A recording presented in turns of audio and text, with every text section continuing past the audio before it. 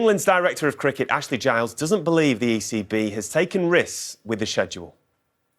I don't believe we've gambled at all, and we are fully aware of the risks. No one is more than us, and that's the knife edge we are working on all the time, is this bit around looking after our people and keeping them sane as much as anything, with protecting the revenues of the whole game. And it's a really difficult balance to strike. But I think we're also hopeful that post 19th of July, some things may change, and that we may have, I don't know about more freedoms, but more freedoms in the event of a positive case to treat things differently. And that's what we're hoping for. And I think that's what sport needs going forward.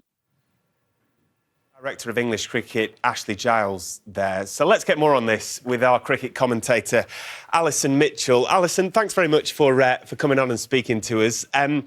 Earlier on in the pandemic, cricket was known for having such a strict bubble for the players to live in. You were in it as well. You know it better than most. So what's changed with this latest situation? Has that strict bubble stopped now?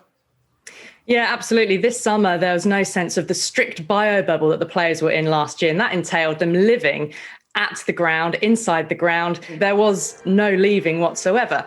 And those hotels were privately booked out. No other public was staying there. So this year, yes, the players have still got tight restrictions, i.e. they haven't really been allowed to leave the hotel much, and they relaxed the environment because players have been struggling mental health-wise with those strict environments, being separated from families. So indeed, families have been able to go into the team hotels, yes, after being risk assessed. So there has been a very different environment, and that does expose the players. And now we've seen an entire squad to risk. Yeah, obviously, drastic measures for a whole squad to be completely changed. But the ECB and other nations aren't always going to have the luxury of completely overhauling a squad. So how far do you think this can go before whole series start to become in jeopardy?